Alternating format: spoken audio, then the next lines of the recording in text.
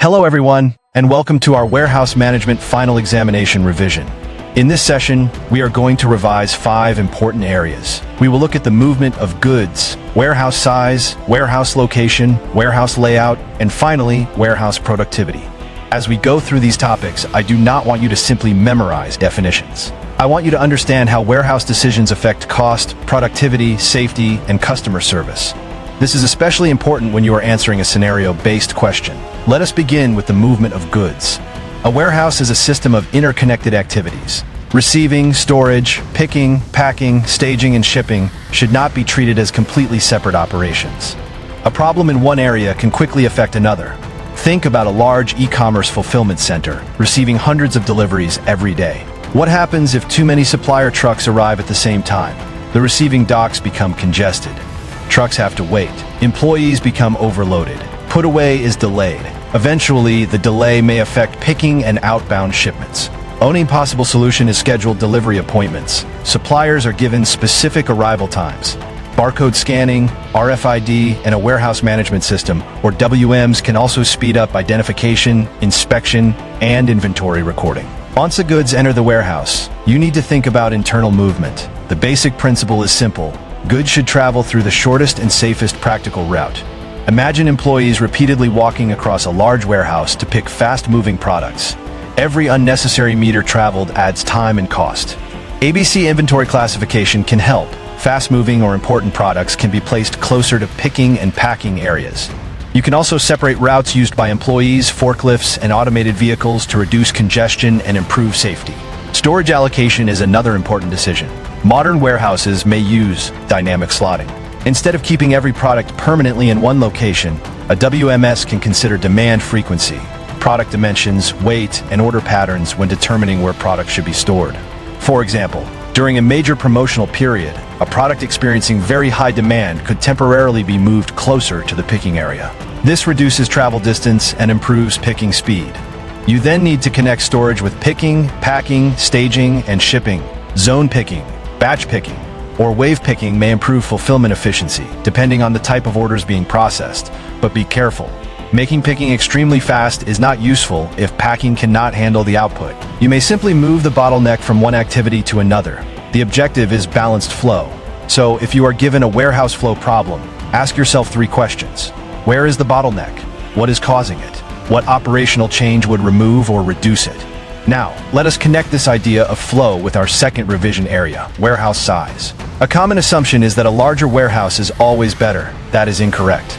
The objective is to provide enough capacity without creating excessive investment and operating costs.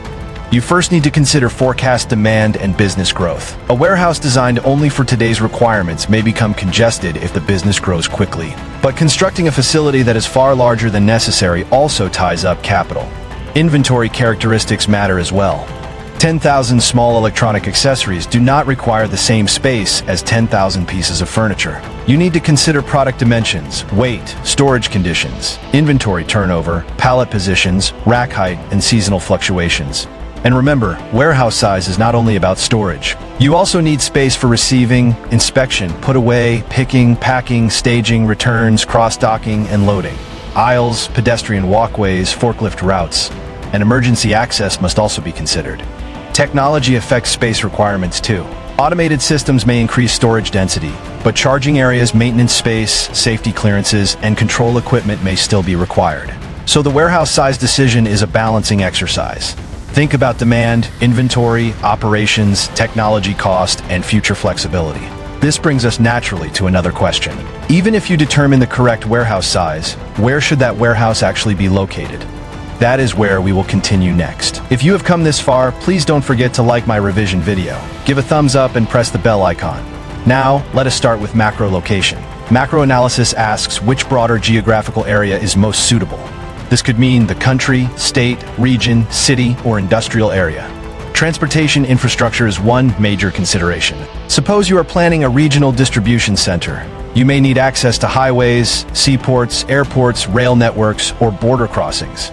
Better connectivity can reduce transportation time, fuel consumption, and delivery uncertainty. Market accessibility is also important. A warehouse located close to major customer markets can reduce delivery distances and lead times. Supplier proximity may also matter because inbound transportation is part of the total logistics system.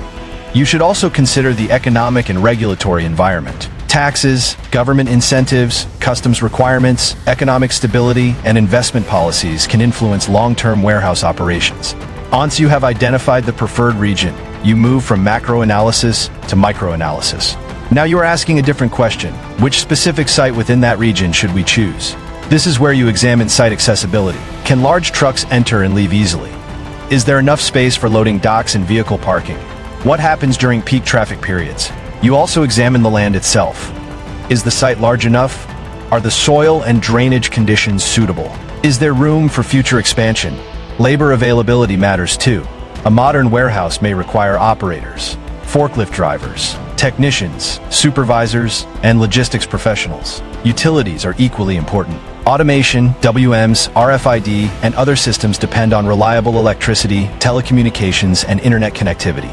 And do not overlook environmental risk. A site may look inexpensive, but what happens if it frequently floods? What if drainage is poor? What if zoning restrictions prevent future expansion? The initial land price is therefore only part of the location decision. A simple way to remember the difference is this. Macroanalysis chooses the broader area. Microanalysis chooses the specific site. Now that we have selected the warehouse location, our next question is, how should we arrange activities inside the building? This brings us to warehouse layout. An effective layout should support the natural flow of goods from receiving to storage, then picking, packing, staging, and finally shipping. If these areas are poorly positioned, employees and equipment travel unnecessary distances. Activities may overlap. Congestion develops, productivity falls. Good layout design attempts to reduce unnecessary movement and handling. Space utilization is important, but do not confuse good space utilization with simply filling every available space.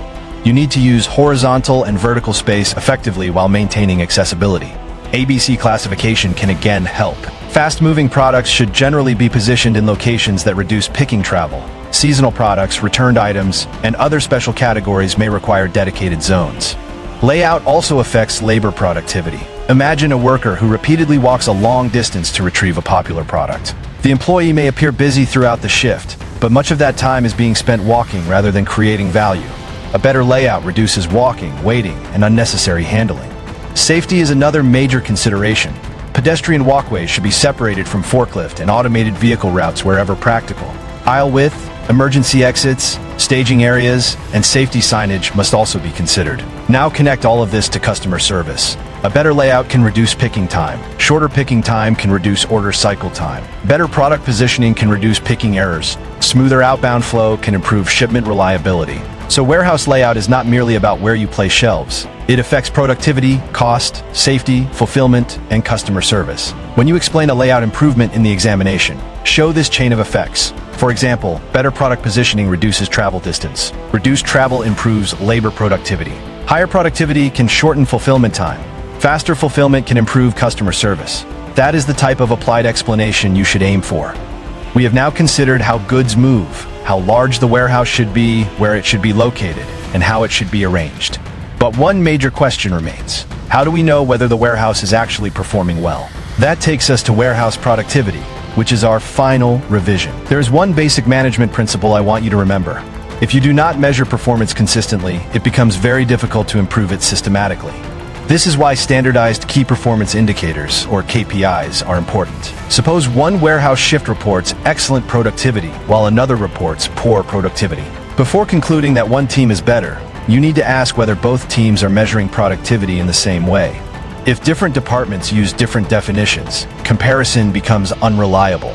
Useful warehouse KPIs may include receiving productivity, put away time, picking accuracy, order cycle time, labor productivity, equipment, utilization, inventory accuracy, and on-time shipment performance. But collecting numbers is not the objective. The purpose of measurement is to support decisions. For example, if picking accuracy begins to decline, management needs to investigate why. Is the problem poor product identification, inadequate training, a confusing layout, incorrect inventory information? Measurement should lead to investigation and improvement. Real-time monitoring can help managers respond more quickly. Warehouse control systems, IoT sensors, RFID, and live dashboards can provide immediate visibility of warehouse activities. Imagine a conveyor operating below capacity because products are arriving too slowly from an earlier process. If management only discovers this at the end of the week, considerable productivity may already have been lost. Real-time monitoring allows the imbalance to be detected earlier, but technology alone is not enough. People remain important. Employees need to understand standard operating procedures, equipment, safety requirements, and warehouse technologies. Cross-training can also provide greater flexibility when workload shifts from one activity to another. Another important technique is process mapping. Managers can map warehouse activities to identify unnecessary movement, waiting, excessive handling, equipment idle time, and bottlenecks. This connects directly with lean warehousing and Kaizen. The objective is continuous improvement through waste elimination and better standardization. Now remember something we discussed earlier. Warehouse activities do not operate in isolation. Suppose picking and packing are extremely efficient, but outbound trucks repeatedly arrive late. What happens? Orders accumulate in the staging area, space becomes congested, employees may handle the same goods several times. Eventually, warehouse productivity deteriorates. So transportation schedules, dock assignments, shipment priorities, and vehicle departures need to be coordinated with warehouse activities. This brings us back to the central idea that has run through all three parts of this revision. The warehouse is an integrated system. Receiving affects storage, storage affects picking, picking affects packing, packing affects staging, staging affects transportation, and all of these activities ultimately affect the customer. Now let us finish with examination technique. When you receive a scenario-based warehouse question, do not immediately write everything you remember about the chapter. First, identify the operational problem. Second, select the relevant concept. Third, explain how that concept should be applied. Fourth, justify your recommendation. And finally, explain the operational outcome. Remember this sequence: problem, concept, application, justification. Outcome: suppose a scenario tells you that employees spend too much time traveling to pick fast-moving products. A weak answer might simply say, use ABC analysis. That identifies a concept, but it does not demonstrate enough application. A stronger answer explains that fast-moving category products can be positioned closer to picking and packing areas. This reduces employee and equipment travel distance. Reduced travel shortens picking time and improves labor productivity. Faster picking can then support shorter order cycle times and better customer service. Notice the difference: you have moved from naming a concept to explaining cause and effect. As you complete your revision, remember our 5 areas: movement of goods, warehouse size, warehouse location, warehouse layout, and warehouse productivity. Do not memorize these as 5 isolated topics. Understand how they connect. Ask yourself, where is the problem? Why is it happening? What warehouse concept can address it? How should that concept be applied? And what improvement should result? If you can answer those questions clearly, you will be much better prepared to analyze an unfamiliar warehouse scenario. That brings us to the end of our warehouse management final examination revision. Read every question carefully. Apply the correct concept to the specific problem. Explain your reasoning clearly. Manage your examination time. Well, I wish you all the very best in your final examination. Good luck, and I hope you perform well.